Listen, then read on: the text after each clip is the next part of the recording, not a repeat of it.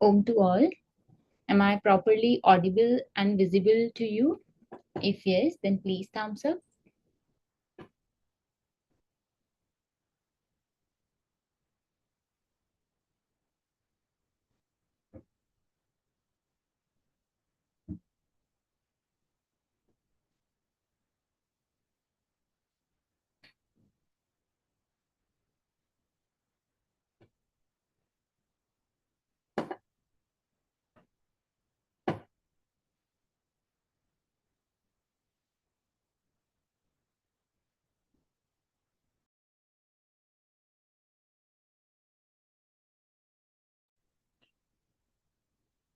If you are comfortable, then please keep your camera on and please let me know, am I properly audible or visible to you all?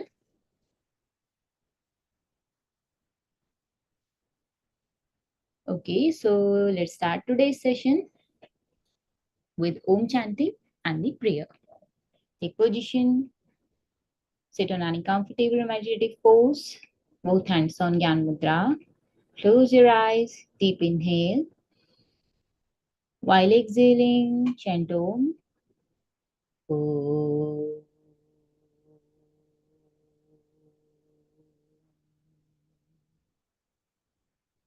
Join your both palms, make Namaskar Mudra, prayer. योगेन चित्तस्य पदेन वाचा मलं शरीरस्य च वैद्यकेन योपाकरोतं प्रवरं मुनीना पतञ्जलिं प्राञ्जलिरानतोऽस्मि. Now gently open your eyes. So after offering our prayers to sage Patanjali, I'm continuing this session. So, hello everyone, Om to all. Yogpath Wellness welcomes you all to today's weekly yoga group out session. My name is Rashmi, and today we will going to discuss about and learn about the pranayama. So, first we are going to know what is the meaning of pranayama. According to our ancient scriptures and yogic text, the pranayam word is derived from the Sanskrit word of two letters. First is pran, which means the life force or vital energy. And second is ayam, means the expansion or the extension. So the literal meaning of pranayam is the expansion of life force or the extension of the vital energy. According to several types of yogic text, the prana used to use channels, energy channels, to flow out in the body, and these channels, these energy channels, are known as the nadis. So basically, nadis are the energy channels from which prana flows throughout the body. And these nadis are 72,000. In Gorakh Samhita, according to Gorakh Samhita, there are 72,000 nadis in our body. These nadis are very subtle.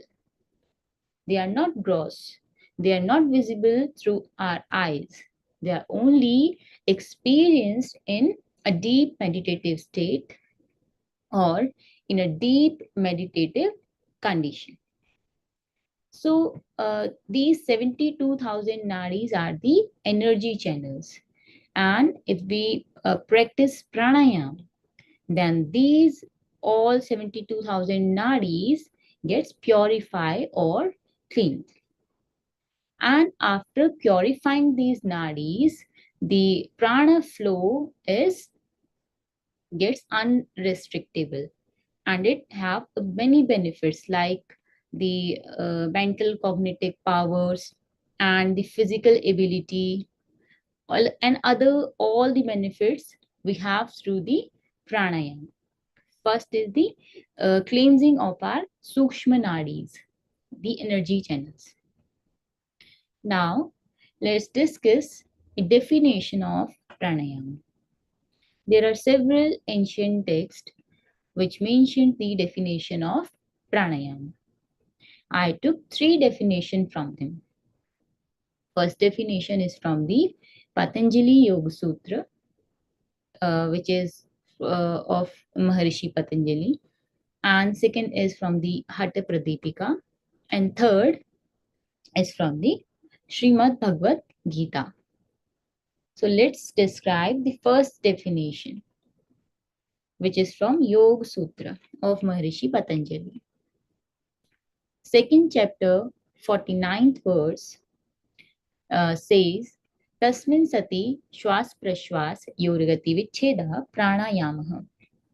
Means, pranayam is the regulation of incoming and outgoing flow of prana with the retention. Not just the incoming regulation of incoming flow of prana and outgoing flow of prana, but with the retention also. So this whole process is known as the pranayama. Pranayama will be practiced only after mastering in the asanas.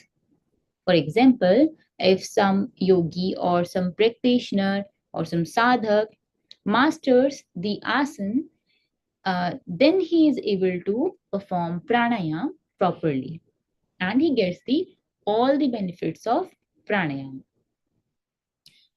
And let's move forward to the next definition, which is from the Hatha Pradipika.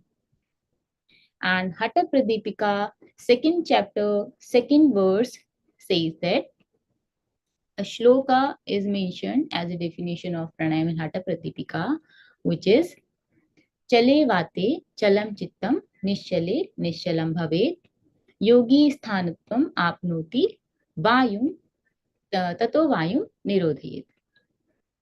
So this definition describes that our mind always follow our breathing pattern or our breathe. If our breathe is unsteady, then our mind is also gets unsteady. If breathing is steady, then the mind attains the steadiness easily. For example, fluctuations of breathing is directly affect our mind and creates the fluctuations in mind also.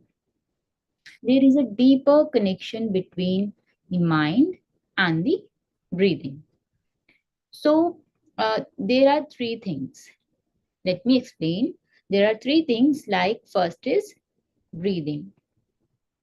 First is breathing, mind and body. And in sequence, if we see, then it comes to mind, breathing, and then the body. Body is derived from the mind directly, and mind is regulated from the breathing directly. And breath regulation techniques like pranayam help us to regulate our breathing patterns. So this is a chain. If your breathing is not proper, so you easily get the psychosomatic disease. Psychosomatic diseases are the diseases which generates from the psychic illness.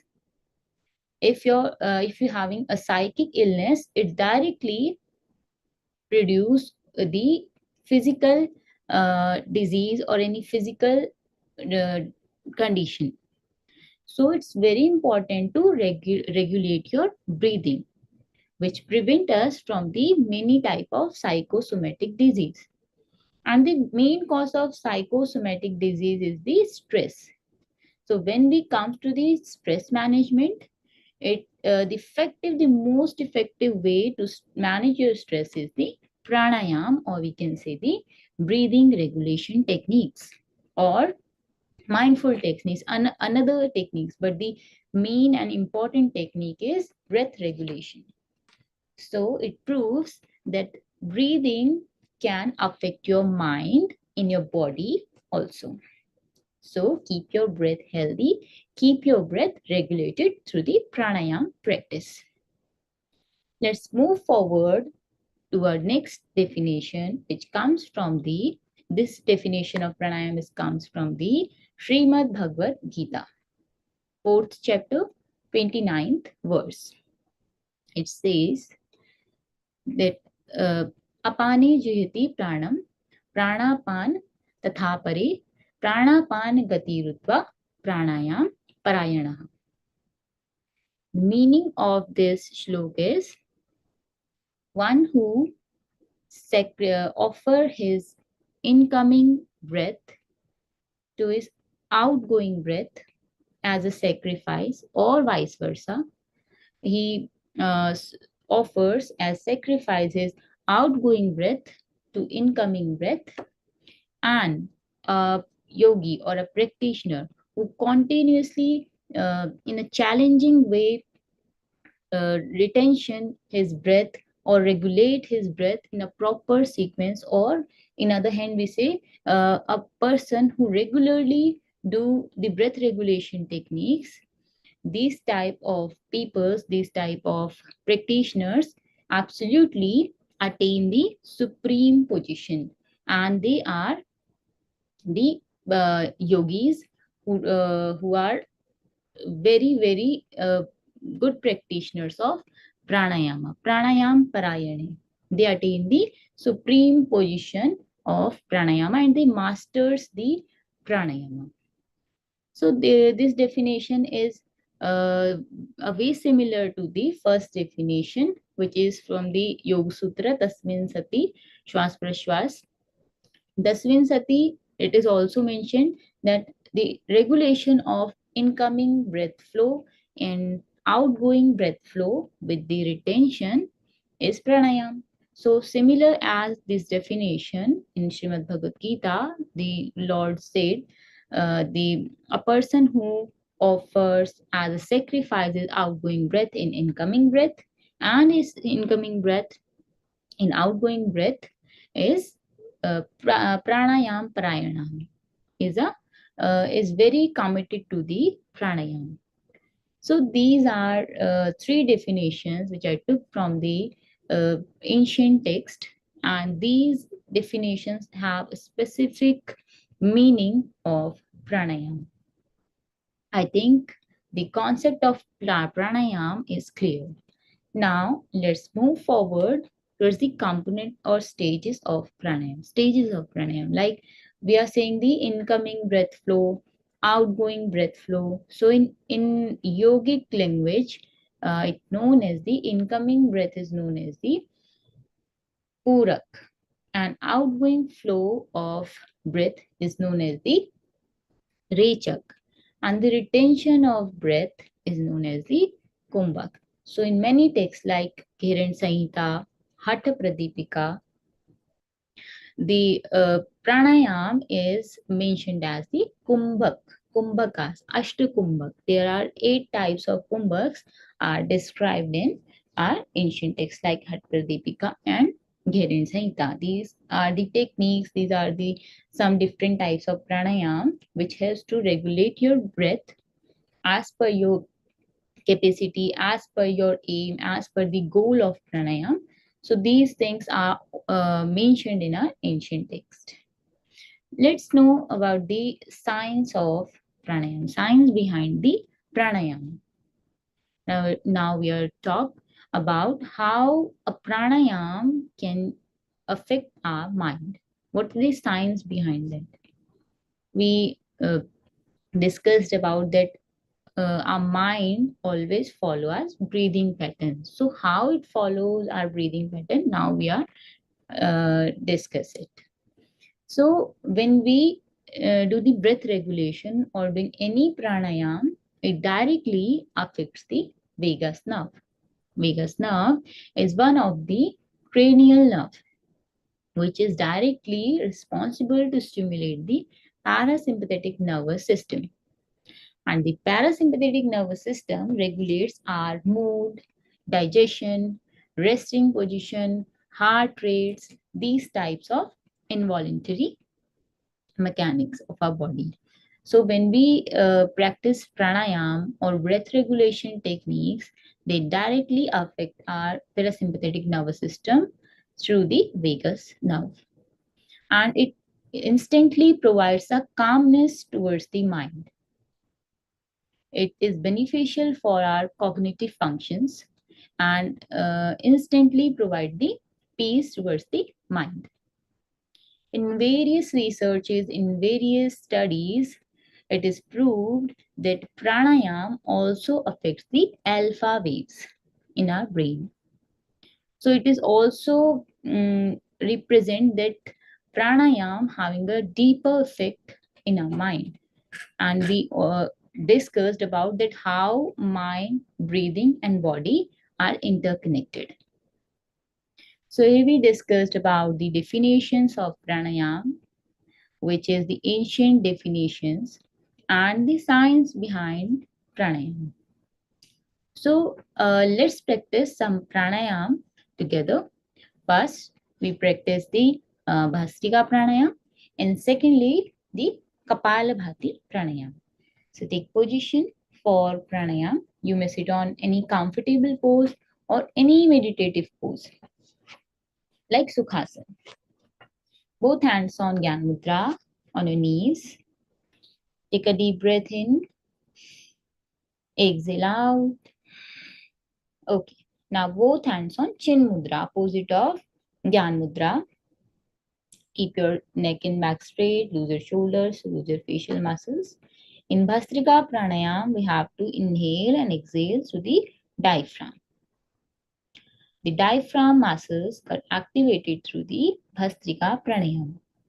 It is a paceful breathing, inhalation and exhalation. But if you are suffering from any cardiac condition, hernia, epilepsy, so please avoid the fast speed of Bhastrika Pranayam. You may continue with the normal speed like inhale and exhale. But if your lungs are healthy, you are healthy, then you will perform it without any restriction. Let's start with me. First, I'll perform, then you will, then you see, then we will do it together. Bhastrika Pranayam. Inhale, exhale, fast.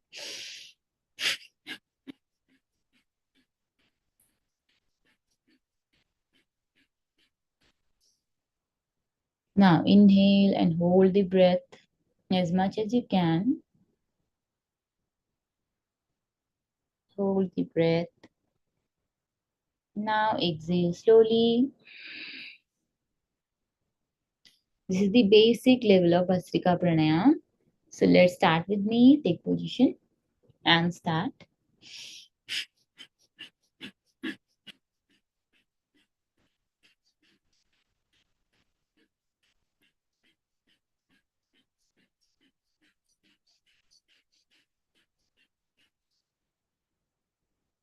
Hold.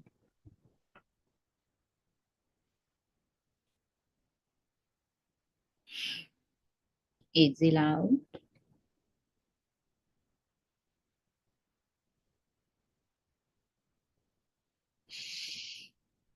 Again inhale and relax. Release the Bhastrika. Now our next pranayam is Kapalabhati pranayam. Both hands on Chin Mudra again. You have to exhale, forceful exhalation. And during forceful exhalation, the navel goes inward. One stroke in 1 second. Let me perform first, then we will do it together.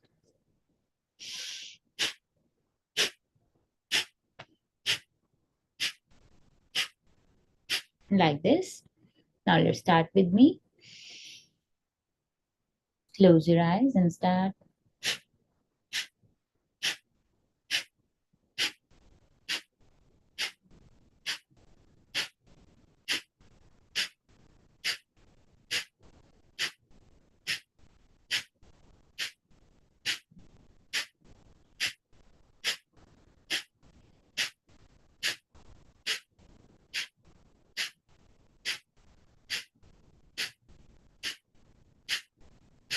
Relax. Take a deep breath in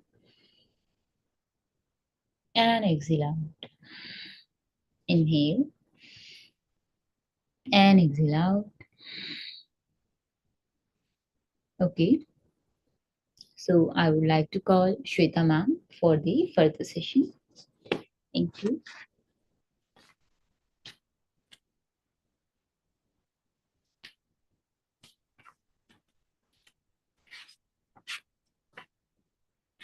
Namaskar.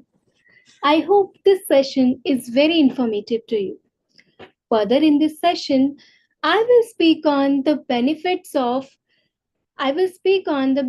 of correct and regular practice of pranayama.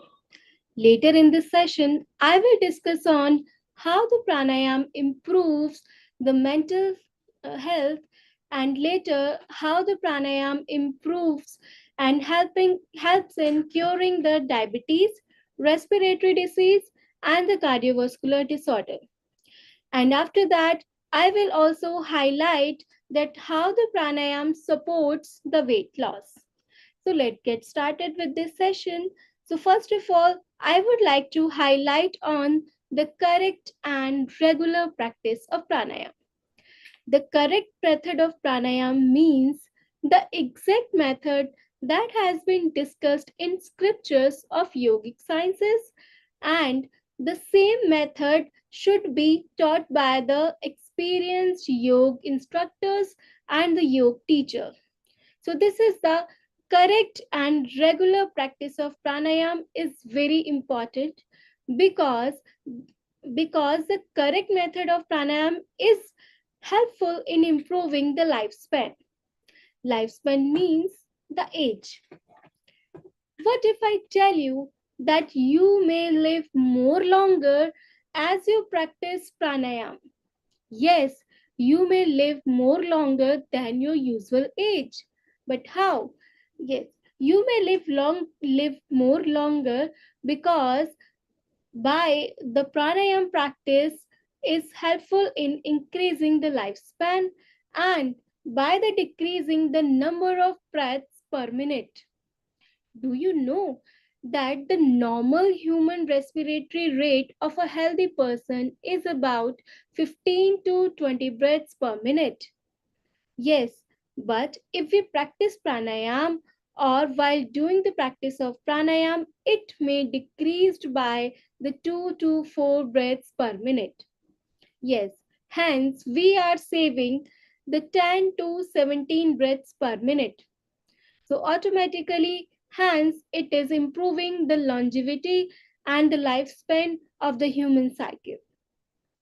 So and further, the according to the scriptures, it is also confirmed that the pranayam practitioner cannot or does not die prematurely by the accident or other means of unnatural death because because the pranayam practitioner can because the pranayam practitioner is uh, because their lifespan is increasing, and it is possible only when if it practice with the correct and regular method of pranayam.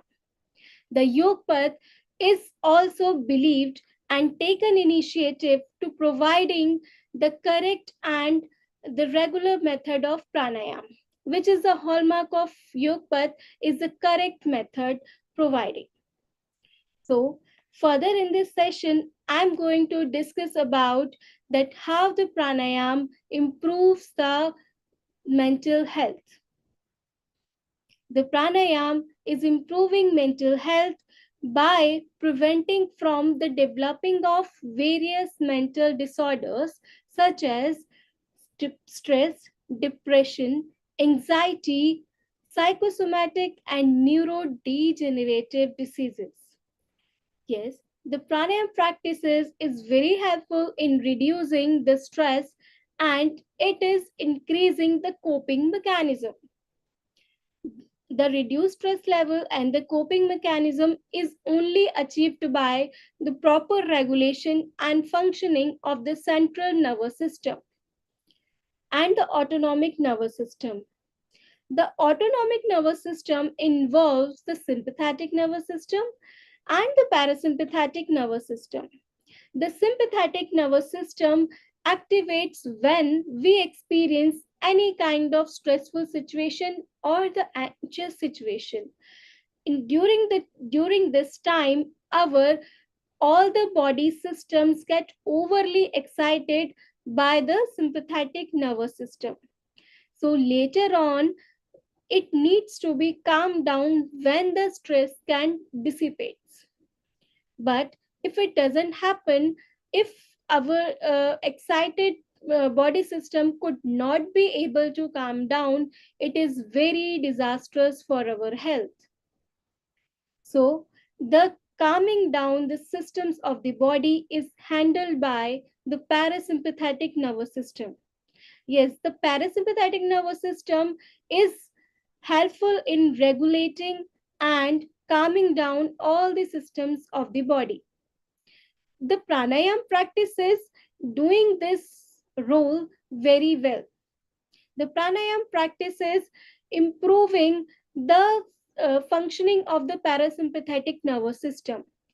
So the pranayam practitioner can be calmed down even after the experience of stressful situation or in the anxious situation. They can live in a with a peaceful life because the pranayam practices improving the parasympathetic functions very well. So what it happens later on with the mind that the pranayam practitioners, it is very, I mean, the pranayam practices is very helpful, and it the person becomes normal after any external pressure or external uh, stress if they are experiencing. For example, if if any kind of elastic strip affected by the movement motion or any kind of uh, pressure insert on it, it will get normal after some time, because when it is struck by the glass ball, so it gets normal automatically because it is the elastic strip, but it is made from the glass strip, so it may get destroyed. So it is the function as same like our body. The pranayam practices improves the parasympathetic nervous system, so it provides the ability to handle the stress, and even in the stressful situation we can live more peaceful. So later in this session I am going to discuss about how the pranayam practices helpful in curing diabetes. Yes, the pranayam is very effective for the abdominal and the digestive health. It improves the digestive system and enhances the metabolism and its mechanism. So, when the pranayam is practiced with the breath retention and with the application of buns, it exerts a lot of pressure on the abdominal muscles. Yes, if the pressure comes on the abdominal muscles, it helps in increasing the level of insulin or the quantities of insulin, which helps in improving the functions of the insulin. So when the insulin level gets regulated, so automatically we can prevent from us from the diabetes, so that our blood sugar level can be utilized properly in our body. So the risk of developing the diabetes can be reduced by the practice of pranayama. So further, the hallmark of the diabetes is the stress. As we have discussed above in this session, that stress is very harmful for the for our mental health. Also, it is very harmful for the development of diabetes. It is a hallmark of development of diabetes because diabetes is a lifestyle disorder, and the stress generates stress hormones which can accumulate the uh, uh, risk factors of developing the diabetes. So the when we able to manage our stress, so we can also improve our digestive system and metabolic health, so that we can prevent the diabetes if we can manage our lifestyle functioning lifestyle system along with the stress management. So later I'm also going to discuss about the how the pranayam is also helpful in curing respiratory diseases. The pranayam is a respiration process. So it helps in improving the functioning of the lungs, which make them strong. And it also improves the flexibility of the lungs, which helps in the improving the coiling process of the lungs also. So it cleanses the impurities, dust particles, and the waste products and the harmful deposits from the nostrils, throat, trachea, from the lungs. So when the dust particle get removed, automatically our respiratory system gets cleaned.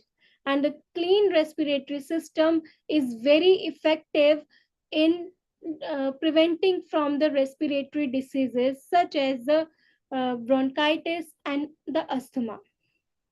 So the uh, the pranayam practice is also helpful in improving the corona affected people, and the post corona effects can also be reduced by the practice of pranayam, because it helps in reduce the mutation of the corona, and it also helpful in removing the dust and removing the other mechanism which affected by the corona, and the post corona effects also.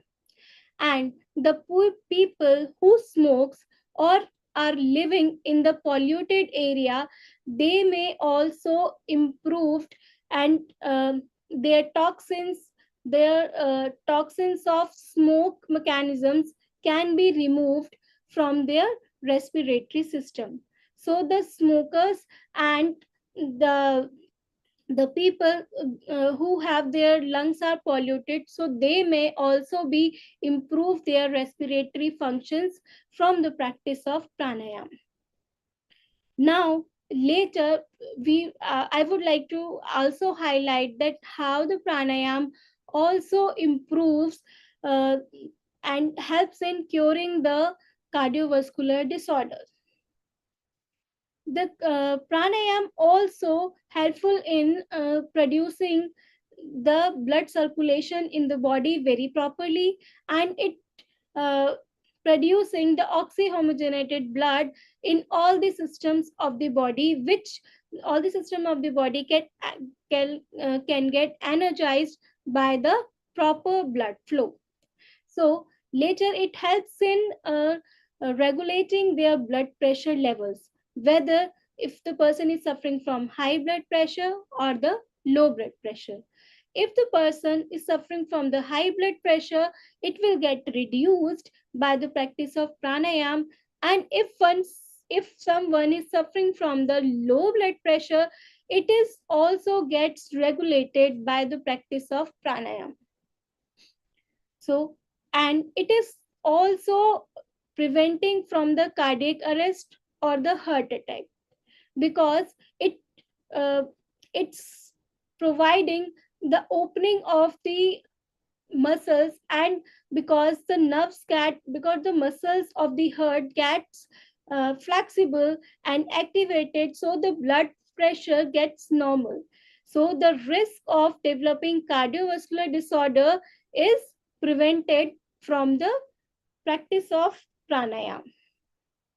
But all this is possible only when the person practice the correct and regular practice of pranayam. So this is the hallmark of correct and regular practice of pranayam.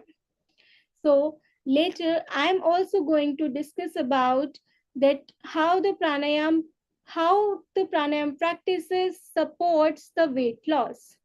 Do you know that the pranayam practice does not directly influence the weight loss, but indirectly it supports from the weight loss, because as we have discussed, it helpful in reducing the stress level.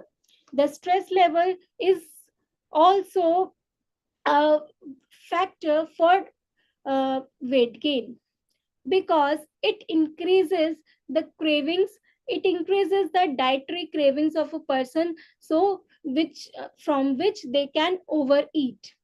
So when the stress level get reduced, so their overeating habit may also get reduced. The next is the pranayam practices is enhancing the energy levels in the body. When the energy levels in the body gets regulated in the body, it helps in burning the extra fat in a person. And it also, the pranayam practices also improve awareness in the body, so that due to these methods the pranayam practices helps in supporting to weight loss. So further, I would like to also highlight some points of the mental health and the cognitive system can be enhanced by the practice of pranayama. It is very effective also for the children who is studying in schools and college, because through the practice of pranayama, their mental abilities, potential, and the concentration will get increased. Then, number two, the practice of pranayam is also helpful in improving their learning process. Their memory gets increased, their perceptual powers become increased, and their reaction time will also get decreased by the practice of pranayam, so that they become very creative in their academic fields and other extracurricular activities also. And last but not the least, the pranayama practices also improves the para para spiritual functions also, and the extra sensory functioning also, so which helps in illuminating the aura also. So these are the very wonderful functions and benefits of pranayam. If the pranayam is practiced, again I am saying, if the pranayam is practiced with the correct and regular method under the proper expert and supervisor, the proper expertise and the under supervision of expert trainer is very necessary for the pranayam practices. So now I'm going to end this session. So I hope, I'm wishing that this session is very informative to all of you. And if you would like to any questions regarding this session, or if you want to learn anything about the yoga sessions, you can let me know. We can answer it. So I'm also inviting the Rashmi ma'am to start the Q&A session.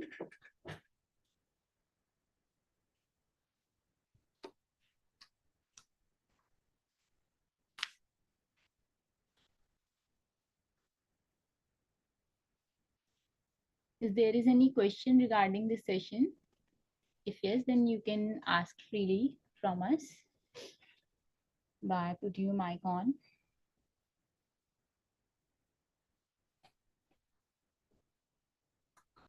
Or you can query your question in the chat box.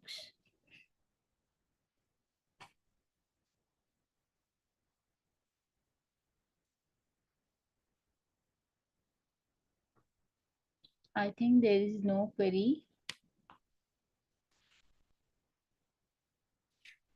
So can we arrange the session? Please let us know that we should end the session, or you would like to ask something again. We are telling you again and again that you may ask the questions. If you cannot comfortable in mic, you may also write in our chat box.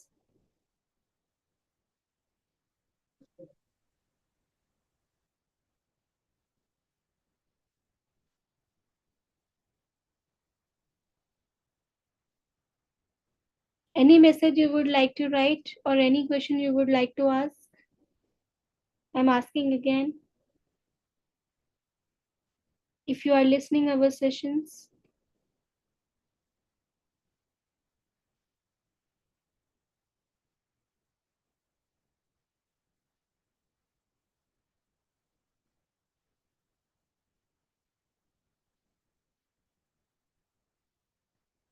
कोई question हो तो पूछ सकते हैं आप लोग regarding pranayam or any practice of pranayam. Out of session भी पूछ सकते हो. कोई डाउट हो योग प्रैक्टिस को लेके या प्राणायाम को लेके कोई तो पूछ सकते हैं.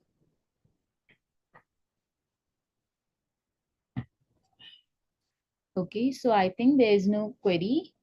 So let us end this meeting and this session. Thank you for attending this meeting, this session. thank you. One question. Is there any question for this session? Thank you, ma'am. Thank you, Ramandeep, ma'am. Okay, thank you.